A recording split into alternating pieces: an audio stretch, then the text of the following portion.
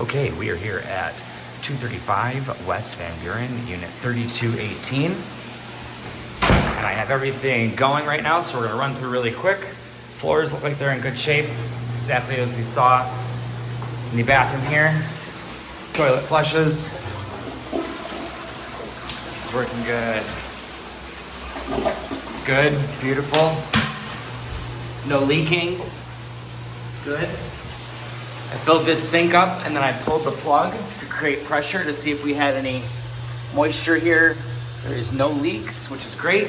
We're gonna turn this guy off, close this. Been running the tub now for a good 5 minutes. A little bit of black stuff comes out. Hopefully this will keep the drain full so that no smells build up here. While you guys are gone, I will make sure to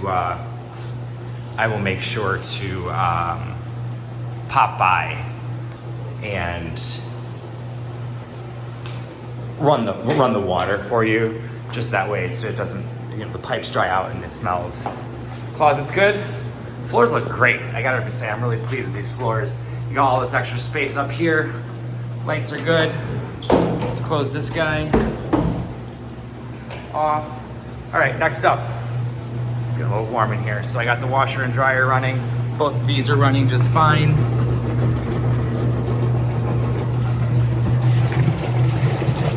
Good. Get some extra flooring pieces here. You can see it's a luxury vinyl plank flooring. So you have the vinyl part here, and then it's got a subflooring attached to it. So pretty easy.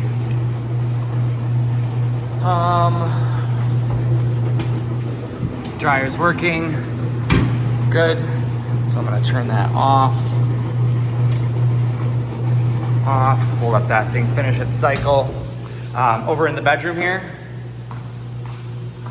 everything's looking good. We'll talk about getting Eugene or a window company in here to put that tram in for you. Fans working, lights working. Lights in the closets are working.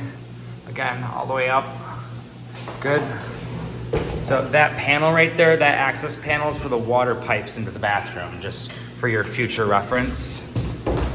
You have your outlets on each wall, 1, 2, 3 power outlets. You have a coax cable for TV, and then you have an internet jack right there. So we're gonna lights off, fan off, and we're gonna continue moving onward into the living space. So we are facing north right now. It's a little warm in here. I have the furnace running here, and then I'm testing the stove. So I have a couple different gadgets. We're running this guy for a small cycle, make sure there's no leaks here. Looking underneath here, you can see there was previously some water. This is all dry. In fact, I have a moisture meter. I have a little bag I bring with me, so I have a couple different things I can check as I go to these places, and one of them is a moisture meter. So I'm gonna try and do this and video record at the same time. So you can see when you put it on, it will register if there's any moisture. So this is bone dry. And then down here you're getting like 0.08, 0.09. It's normal to have a certain level. You can see the level of green. It would turn red if it was a problem. So right under here is the most damp spot, but again, that's nothing. That's nothing compared to what a real leak looks like. Let me see if I can. As you can see, like your countertops normally hold a certain amount of moisture. Cabinets, walls, all of these have a certain level of moisture in them naturally. It's when there's water found, this thing will turn red and it'll be above like 20%. So everything looks good here. Did notice there's some dark spots right here. Nothing too crazy, but maybe a light paint job. So garbage disposal is working, and it's relatively new. GE, nice. Don't forget my keys. So no moisture problems there. I'm gonna turn this off. I got the stove running. Pull out my other little gadgets here. This one's a temperature gauge. You have to change the batteries, so I'll do that later. But these are all working, so we'll turn this off. Oven, ooh, that's working too. Good. Off. The lights underneath are working. Actually, you're missing one halogen bulb underneath here. You can probably have that replaced. Microwave's clean, in good shape. April 2009 is the age of the appliance. Let's see in here, I don't see an age. But I would argue that these are part of the same package, right? GE, and then GE dishwasher. So these are probably all 2009, making them about 15 years old. So they're at the end of their life cycle, but they're relatively inexpensive. I will try and measure this. I forgot my tape measure. Bugger.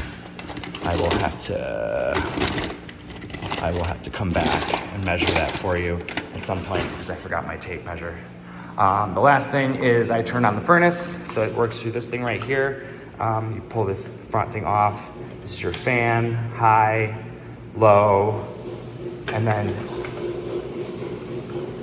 this is turning the heat up. So right now there's hot air blowing through this. Again, your heat and air conditioning is included. It's pipes that are back here, and you pay for the fan that blows across those pipes into the room.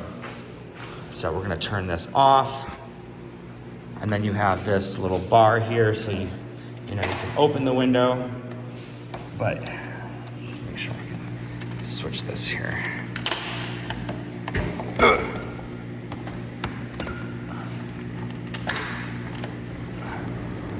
And it opens, wow, really far. It's kind of creepy. I didn't know these windows open this much. But yeah, they're in great shape. You got sunshades there.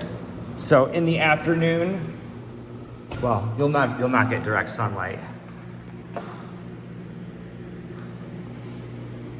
because you'll see the sun come up on this side, the east occasionally, and then it'll go throughout the day over the south, and then it'll end up setting over here in the west. So you got buildings, so you won't be able to see it. So all in all, cute unit, good shape.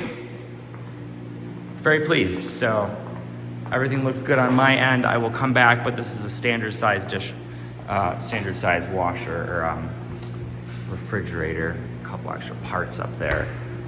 I will do my best to come back and get you an exact measurement because I forgot my tape measure. Okay.